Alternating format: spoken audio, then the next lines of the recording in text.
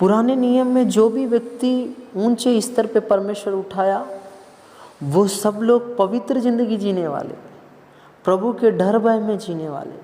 लेकिन नए नियम में जो इस लोग हैं जिनको परमेश्वर ने नए नियम में उठाया, वो सब व्यवस्था के विरुद्ध वाले, उनके जीवन में पाप वाले। पुराने नियम में सिर्फ व्यवस्था है और नई दिखने वाला प्रेम है, लेकिन नए नियम में स्वयं व्यवस्था है और दिखने वाला प्रेम है। वो प्रेम कौन है? यीशु मसीह है।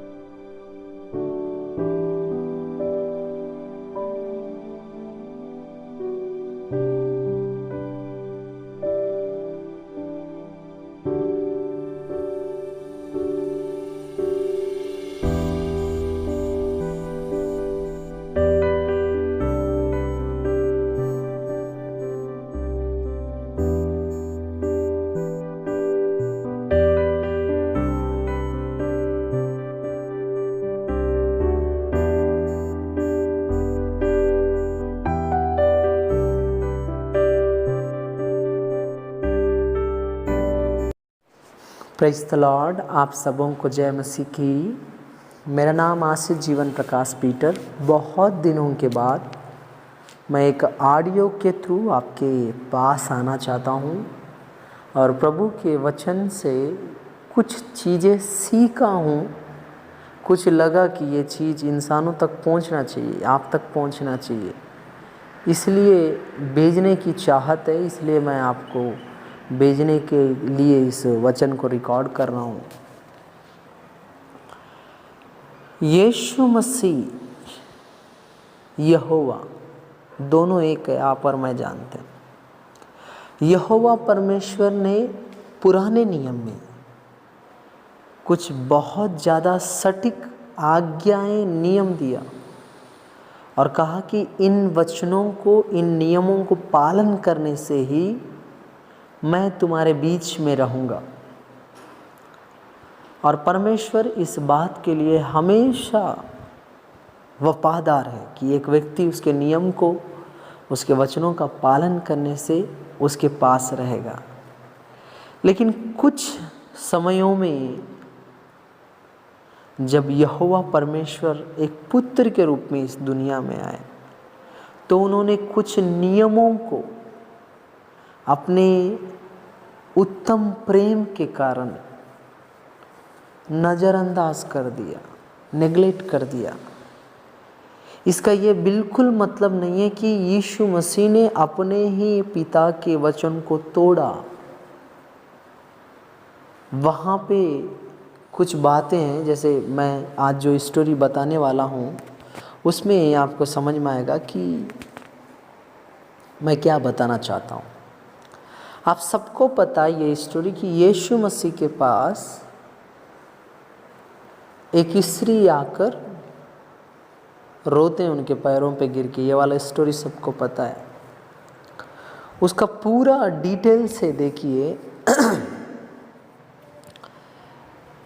यीशु मसीह यरीहो से लगभग 19 किलोमीटर दूर बैतनिया में आते हैं, जहाँ पे लाजर, मार्ता और मरियम रहते थे। ये लाजर, मार्ता, मरियम यीशु मसीह के प्रिय लोगों में से थे। इस बैतनिया में आने के बाद, जो यरूशलेम से लगभग 6 किलोमीटर दूर है, वहाँ पे जैसे ही यीशु मसीह आया, एक सीमोन नामक कोढ़ी था जिसके जीवन में परमेश्वर ने चंगाई देने के कारण वो परिशी सीमोन कोढ़ी ठीक हो गया। और उसने चाहा कि यीशु मसीह उसके घर में भोजन करने के लिए आए, और यीशु मसीह को निमंत्रण दे दिया। और यीशु मसीह वास्तव में भोजन करने के लिए बुलाए जाने पर यीशु मसीह अपने चेलों सहित वहाँ पे भोजन करने के लिए पहुँचा। आप इस वचनों को जो मैं बता रहा हूँ इसके बारे में आप 3 जगह देख सकते हैं। यूहन्ना की पुस्तक 11वां अध्याय 55 से लेकर 12वां अध्याय 11 तक, जॉन 12 का 11 तक, मत्ती रचित सुसमाचार 26 का 6 से लेकर 13, मैथ्यू 23 6 to 13, मरकुस रचित सुसमाचार उसका 14 का 3 से लेके 9 तक, मार्क 14 का 3 to 9 आप वहाँ पे इस विषयों के बारे में सुनेंगे। यीशु मसीह पस्का के पर्व के पहले विश्राम दिन के 1 दिन पहले, यानी अगर हम भारतवासी ये मानते हैं कि संडे का दिन सप्ताह का पहला दिन है, तो 6वां दिन बोलने से शुक्रवार का दिन यीशु मसीह नियम के अनुसार, क्योंकि 7वां दिन एक व्यक्ति 1 किलोमीटर 2 किलोमीटर से ज़्यादा घूम नहीं सकता, वो बाइबल का नियम है। तो यीशु मसीह 6वां दिन इस बैतनिया को आए 19 किलोमीटर चल के। फिर ये हुआ 19 किलोमीटर चल के आने के बाद ये यरूशलेम से 6 किलोमीटर दूर पे है। वहाँ पे एक सीमोन कोड़ी, जो खोड़ी रोगी से चंगाई पाया वाला व्यक्ति, यीशु मसीह को भोजन के लिए इनविटेशन देता है। यीशु मसीह जाके बैठ जाते हैं। उसी वक्त में एक माता जी आते हैं और वो क्या करते हैं, अपने आंसुओं से यीशु मसीह के पैरों को धोना स्टार्ट कर देते हैं। रोते हुए अपने आंसुओं को यीशु के पैरों पे गिराना स्टार्ट करते हैं, अपने आंसुओं को। और दूसरी बात, वो अपने बालों से यीशु मसीह के पैरों पे गिरे हुए आंसुओं को पोंछते हैं। फिर वो अपने घर से 1 साल की कमाई से खरीदा वाला जटामासी का शुद्ध इत्र आधा किलो इत्र जो लाए थे संगमरमर के पात्र में, उसको तोड़कर उस इत्र को यीशु मसीह के पैर में और यीशु मसीह के सिर में डालना स्टार्ट कर।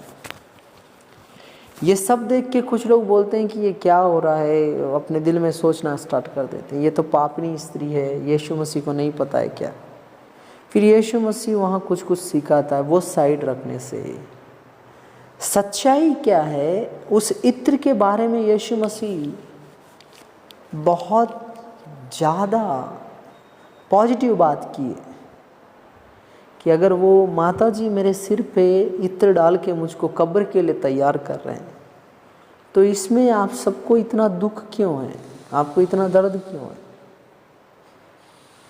तो सीमोन खोड़ी के विषय में यीशु मसीह ने कहा, वहीं से स्त्री को बोला कि बेटी तेरे जितने अपराध थे क्षमा किए गए।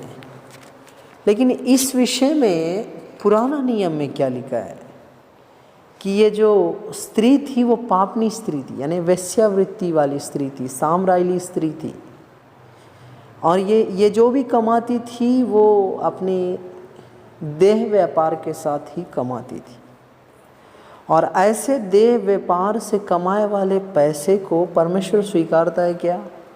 उस विषय में पुराने नियम में क्या लिखा है? व्यवस्था विवरण 23वां अध्याय उसका 18, तू वेश्यापन की कमाई, यही वाला जो मैं बोल रहा हूँ, वह कुत्तों की कमाई, इसको कुत्ते की कमाई में गिना गया, वेश्यापन से कमाए वाला पैसा।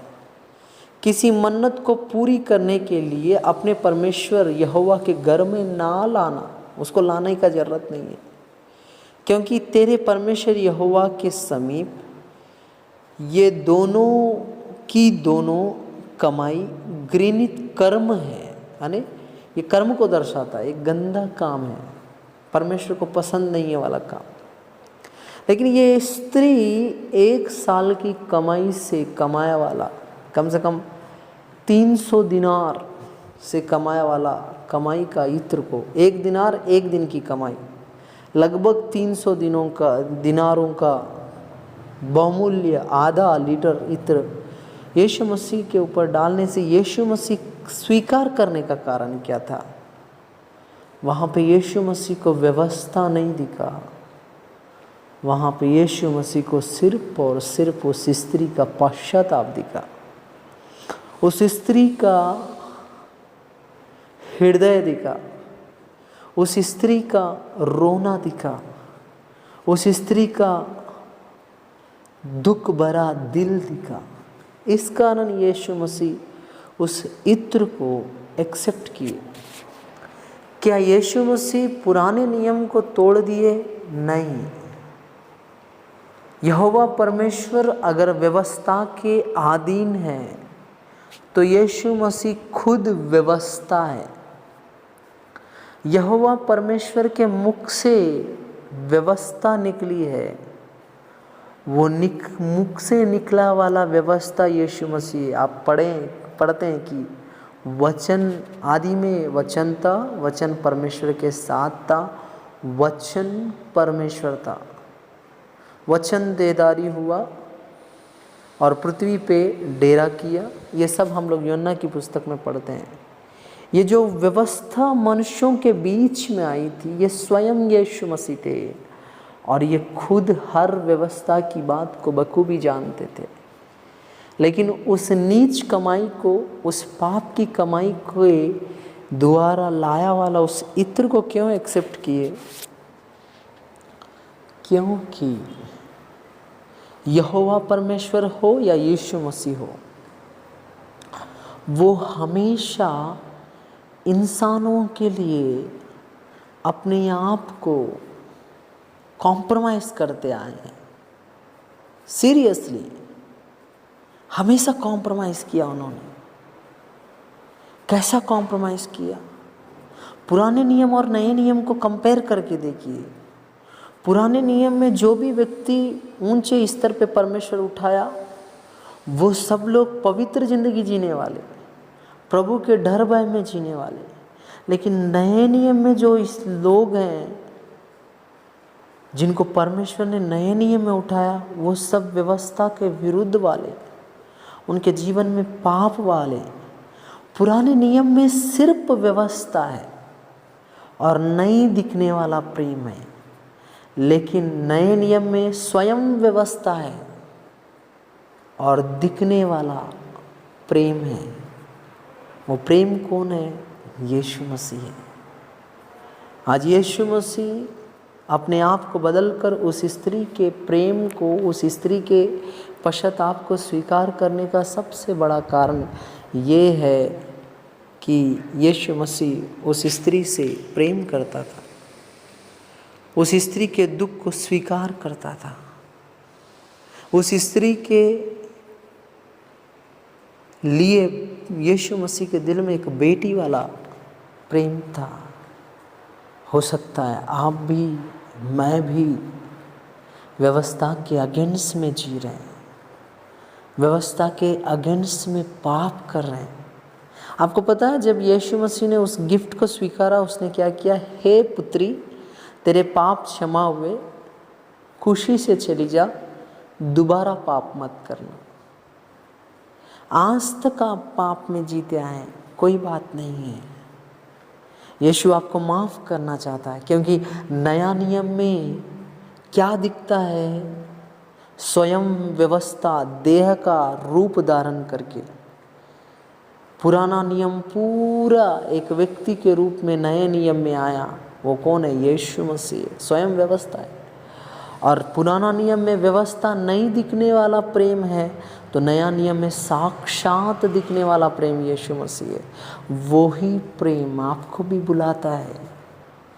क्या वास्तव में उस स्त्री का प्रेम को यीशु स्वीकार किया? अगर उस स्त्री का प्रेम को प्रभु स्वीकार किया, तो आपके प्रेम को भी यीशु स्वीकार करना चाहता है। दया करके इस ऑडियो को सुनने वाले आप और मैं आज तक पाप में हैं, दोष में हैं, नीच कमाई में जी रहे हैं, बदल जाइए। प्रभु के लिए छोड़ दीजिए पाप की कमाई जो प्रभु को घिनाती है, और बदल जाइए। क्योंकि परमेश्वर अपने प्रेम से अपने आप को बदलता है, कॉम्प्रोमाइज़ करता आया है। क्यों? क्योंकि वो आपसे जुड़ के रहना चाहता है। वो आपको सीने से लगाना चाहता है।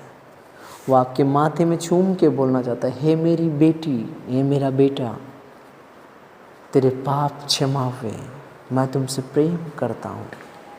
दया करके उसके प्रेम को समझने की कोशिश कीजिए। Praise the Lord. जय मसीह की।